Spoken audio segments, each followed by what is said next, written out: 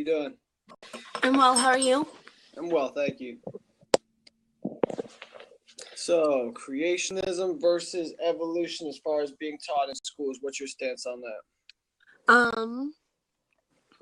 So the issue with teaching them both at the same time means that it's going to be like essentially its own entire class because there are so many different types of creation, so many different theories of creationism, and creationism is largely based upon religion, and so you'll enter into a lot of unsteady ground as far as that goes with teaching that to students, as far as like parents, beliefs, etc., etc., etc.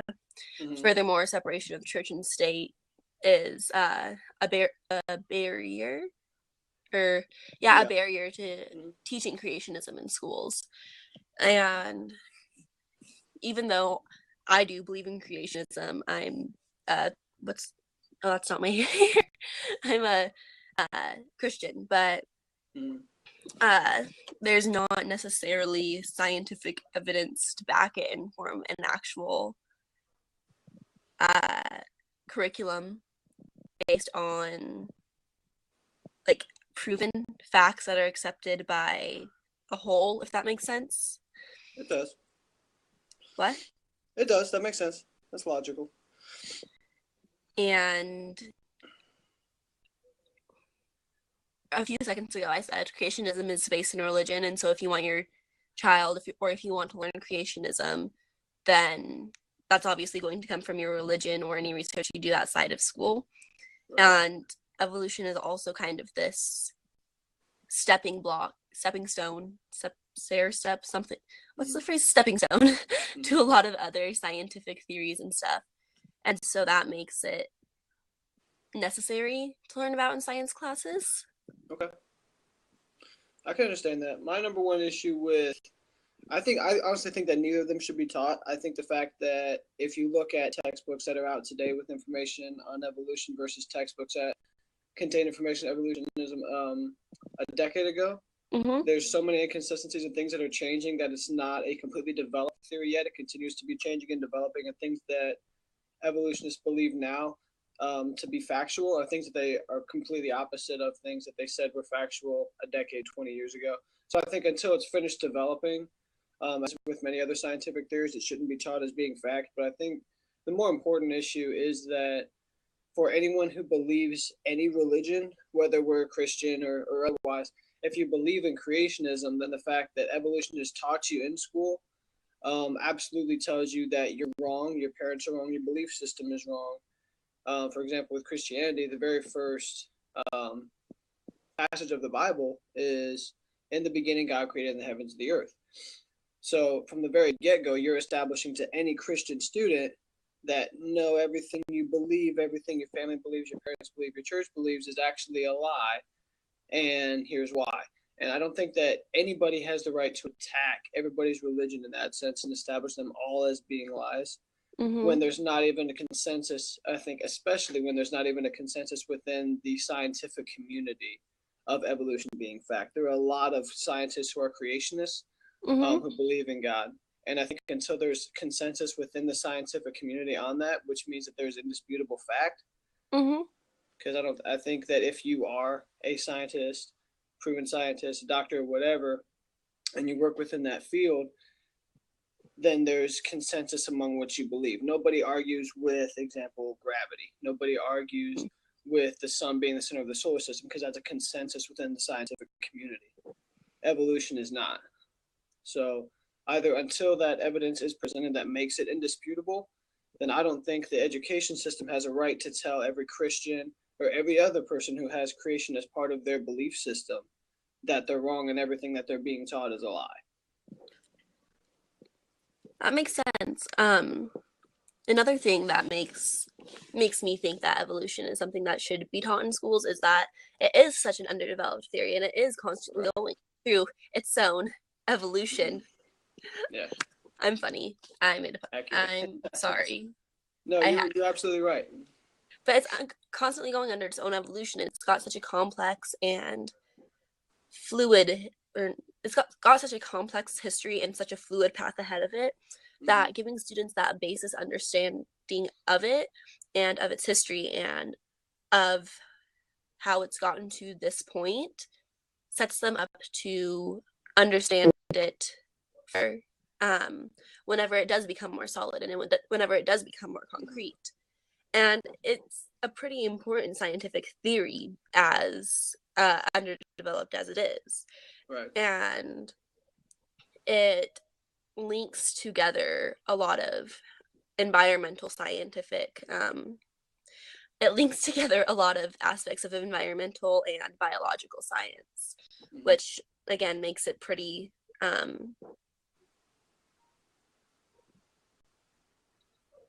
the word? Pretty fundamental. Yeah, it just makes it important fundamentally to science as a whole. Yeah, Okay. Yeah, I get where you're coming from with that. I definitely think that it should be continued to be developed before it's taught as being fact. I think anytime that you're teaching something as being fact, especially in this sense when it has so many other implications on top of it, like both evolution and creationism can't be correct. Right? Like either God created the heavens and the world, or they were formed through this interaction of molecules that started this form of life, which then developed into this form, etc. But when you have something that has connotations attached to it to other things, you need to make sure that you're sound in your argument and thoroughly established first before you're establishing it, especially to young people, as being fact. The fact that it's also being taught and tax dollars are being used to teach those things is a whole other conversation. But I think until religion works because it's unfalsifiable, meaning it can't be proven wrong. Is that what you mean, Ozzy? But until something is absolutely proven to be fact and there's consensus within the scientific community, I don't think that anybody has the right to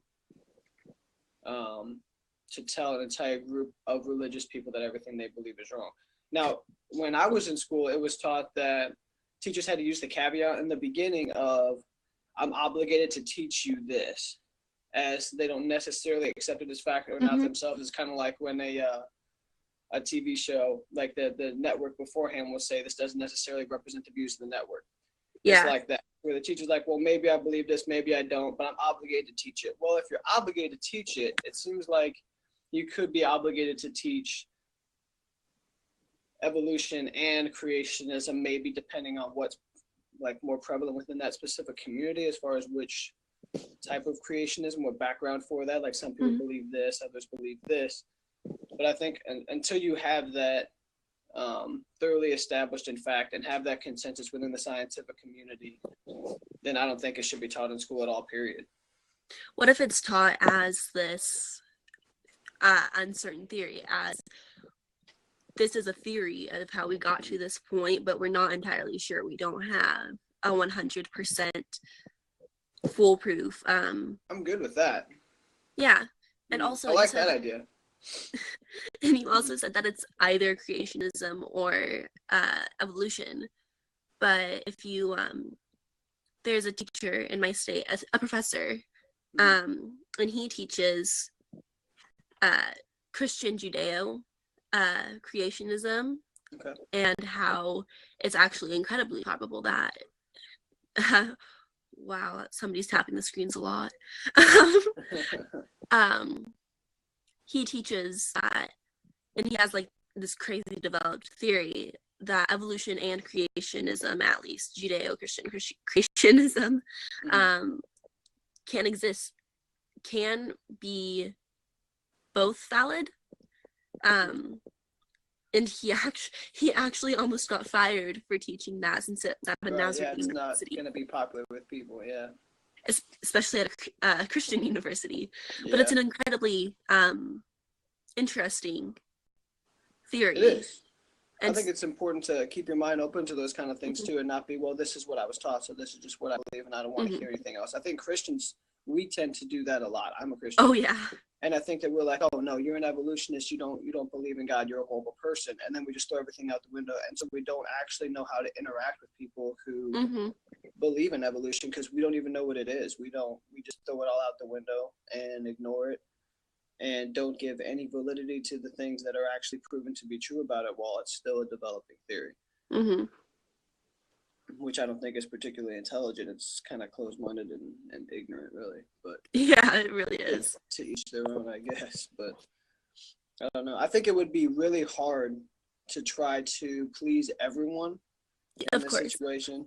Like to try to have. I can't even imagine the class though that you would have to take on, especially in a university setting where you're that high up into that diverse group of students, to where you're trying to accommodate and keep everybody happy with all these different faiths and teach their version of how the world came about.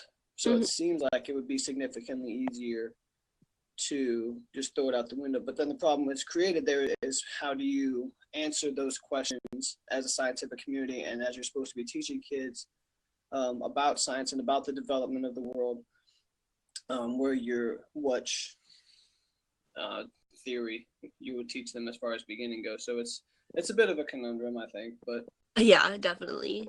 I think it'd be easier if just neither were taught. Then you kind of allow, whether you have a religious system set up at home to teach you about it, or if you have interest in evolution, if that could be a type of elective that you could take, or those kind of options. Mm-hmm.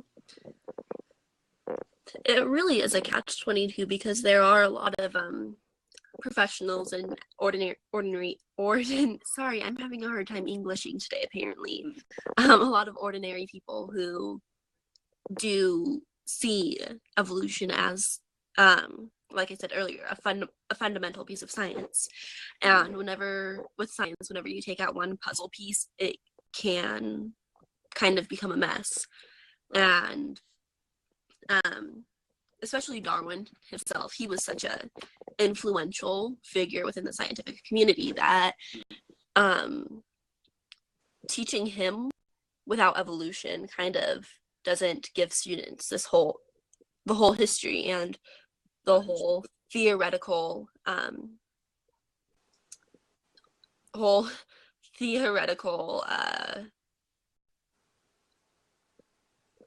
sorry, I can't find the words to just like the whole picture of him as a whole versus just bits and pieces of his contributions. Yeah, especially since he was such a influential person for his time and continues to be.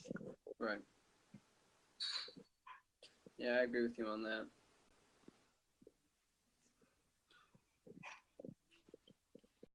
It wouldn't be fair to teach creationism if we don't teach about all the other religious beliefs. I'd say just keep the school system the way it is. Yeah, that's the point that I'm making, is it'd be really hard to accommodate everybody. So it seems like it would be significantly easier to just say, well, forget that then, and we won't teach any of them, including evolution. I think that it's kind of odd to me that consistently the only religion that seems to be okay with, let me figure out how to say it without being offensive. The only religion that's consistently okay with just shutting up and not caring about what they believe in, voicing it publicly, or Christians. I think that we're taught, for example, if you compare it to say Islam, if people have a phobia of Islams, they're considered to be closed-minded. But if Christians believe what they believe and don't want to be accepting of the fact that evolution is being taught to their kids, and they're being taught that Christianity is wrong from the get-go, they're expected to just stay quiet about it. And I think they do most of the time, which is, I think it's kind of sad. I think if everybody has a voice, and everybody has a voice, and if they don't, then nobody does. I think that applies to anyone who believes in creationism as well. If they don't want their children, if they don't want to pay money for their children to be taught something that's opposite of what they're being taught at home, I think that's just as viable and as fair as any of the other options available. So you said that Christians keep their mouths shut about this issue. Out of curiosity, do you live in a more rural or urban area? Right now it's a little more urban. I've moved around quite a bit. I've lived in different places across the states. I've lived in Maine, Montana, Michigan, Indiana, North Carolina. Moved around a lot, military family. So Mm-hmm. So Patience. I ask because I live in a fairly rural area, particularly within my state, and you don't conservative Christians do not shut up about evolution here. Really? And so Just about it being wrong, or is it just that more that kind of I don't really understand it, but it goes against what I believe, or is it like wanting to argue about it? It's all sorts of reasons. But that's something that's always kind of been a hot topic within the education system here, which I don't know. That's why I asked, because so have you noticed more of a well, I don't mean so much as they shut up about it in the sense that they're not willing to argue about it. It's I mean more of it's a fundamental aspect of Christianity to turn the other cheek. uh-huh. And just to kind of, well, if you don't like something, that's fine, but don't make it a big deal. Tends to be the kind of consensus. Like people will be mad about something, but would they actually take steps to change it? I don't think so. And I think that tends to just be something within the Christian community. I haven't ever seen, I've seen some bickering and some complaining and moaning about evolution being taught in school, but I don't know that I've actually seen any real type of protest or movement to try to get it out of the public school system. Okay, that makes sense. Yeah. That's weird. Everybody will forever and always complain and gripe, but it seems that the Christian community as a whole is relatively silent on actually doing things that could change evolution being taught in school. That makes sense, yeah. And honestly, I'd say as a whole that extends to a lot of more controversial issues too. Yeah. And yeah, I think that just comes from Christianity being such a not divided, but such a sectionalized religion as a whole. Like how we've got the Mormons, Presbyterians, Baptists, etc., etc., etc. And so even within the umbrella of Christianity, we've got all these different people who all believe all these different things. And so that's probably where a lot of the inactivism you could be right. from, as particularly with this. Yeah. And this would be a hard thing to try and get removed too. There's there wouldn't be a lot of incredibly solid arguments to actually remove it without making it a religious thing, which then puts church and state into the same realm, which they're not supposed to be within America. Right. If the student's religious, they can believe that God created evolution. Well, not really. I mean, there's a sect. I don't want to say a sect. That has negative connotations attached to it. There's a group within Christians. It's not a denomination, but a group within Christians who believe that God used evolution to create the world. The issue with that is for the vast majority of Christians anyway, who believe the Bible to be the infallible word of God. And you can't, I don't know how you can trust somebody to save your soul when you can't trust them to write a book.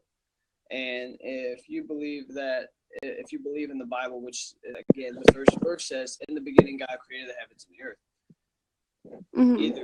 Either there's creationism or there's not. Like either evolution's correct or creation is correct. For you will have some of those people who will say that, well, okay, yeah, maybe God used evolution as his means of creating the world, but it's not as simple as, well, if you're religious, you can just believe both, because one tends to clash with the other. So one interesting argument I've heard that makes them coincide is that the Bible doesn't give a lot of like specific detail as to how he created the heavens and the earth and all that. It teach all of it as theory and look at it objectively, end of story. That done. Yeah. In a perfect world. That's a lot more of a complex task than you're making it out to be. Anyway, Genesis doesn't necessarily give us a play-by-play as to how he created the world. It just kind of says he did it in this order, and he did it within this time frame. Right. But there's also a lot of theorizing as what exactly that time frame was, if it was an actual week or as if it was some, or if it meant something different, like if it wasn't actually a 24-hour period being yeah, a day. yeah, I've not heard that before. That's interesting. yeah. I don't know. It's such a. I'm summarizing it as best I can with my own words, of course, and so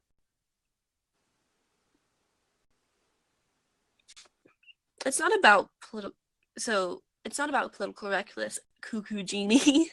It's about the actual, not logistics, but how you would actually do that, because objectively wouldn't necessarily be a viable option within something like this, because it's such a some people take it as fact and some people don't, or believe it to be fact. Right. And so I don't know, it'd be a very complex thing to put into the education system, particularly since our education systems are state by state, and within state by state, it's district by district, school by school, and without kind of pulling. I'm talking to people on a debate app. Yeah. That's funny. That was my mom. That's funny. Anyways, I lost my train of thought. Sorry. It's all broken down so specifically that it'd be really hard to get consensus across the board on anything. Yeah, exactly. That's essentially your point.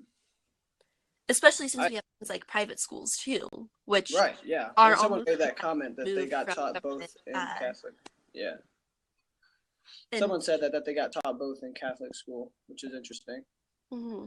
I'd like to hear more about that. Common Core nightmare.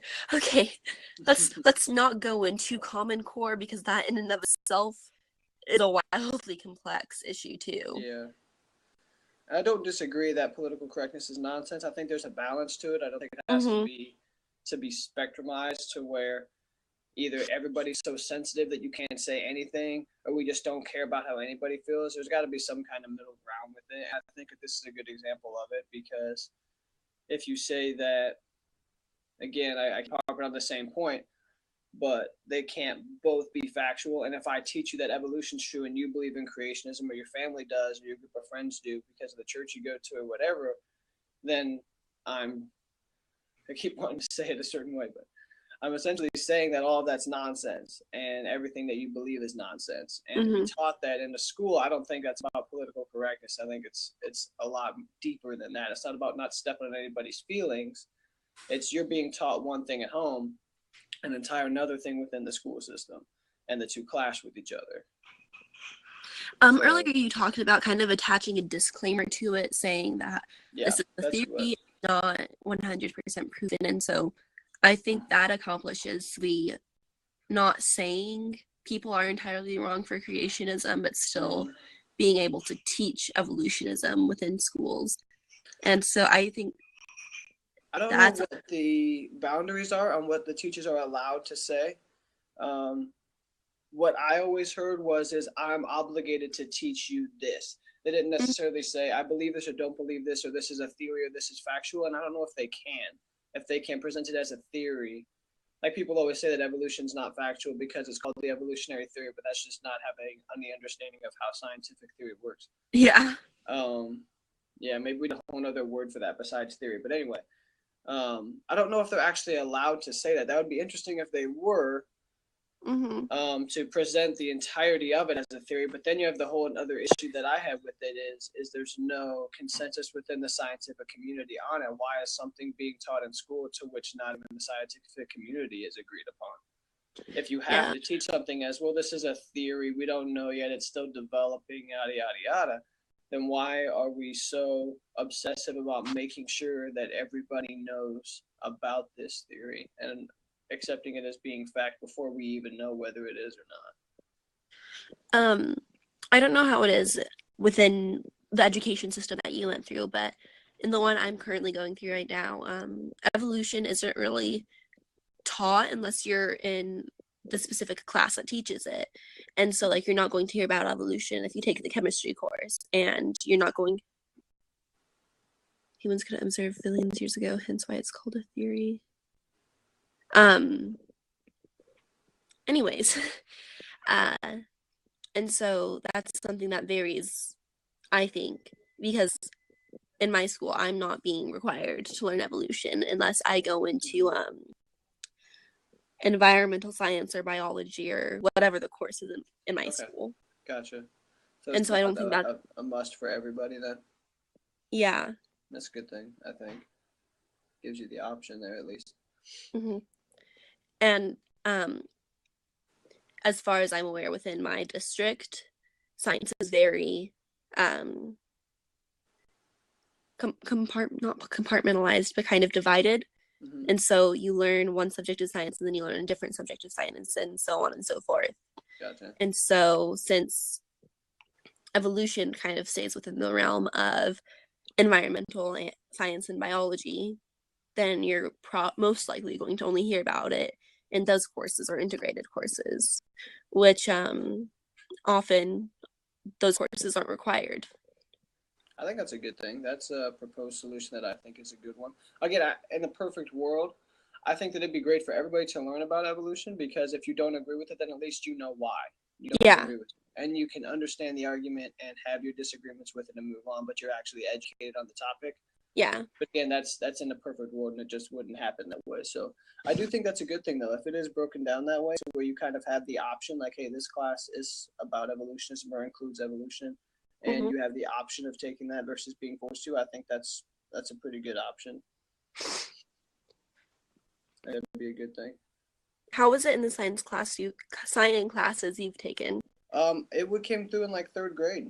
Third grade is like the beginnings of where they're teaching about, well, the evolution of people specifically, not so much of organisms as a whole, but specifically with people. And then it was just kind of integrated as needed through science courses that I took after that point.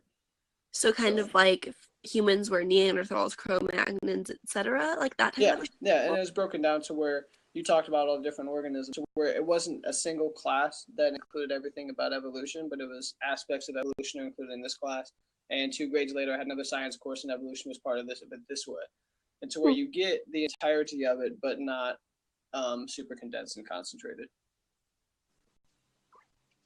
But I'm sure that is probably different everywhere, again, because it's all broken down by state and district, etc. So, like, I remember being taught, like, vaguely about Cro-Magnons and Neanderthals and other forms of humans or whatever, other species of humans, I guess, throughout different classes, like, as it was needed in, like, history units and stuff, but never quite so much as, like, evolution, if that makes sense.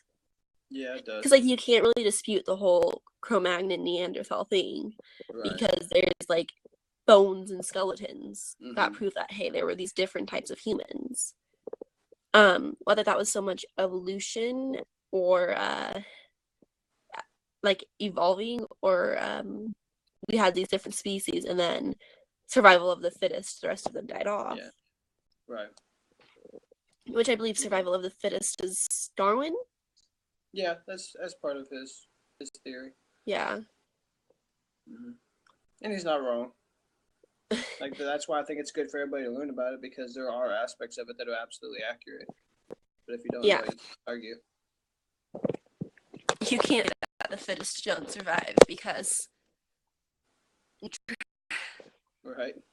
That's like facts. Humans couldn't observe billions of years ago, hence why it's called a theory. It's actually a lot more. The implications of the word theory are also a lot more complex than that, because okay, let me see.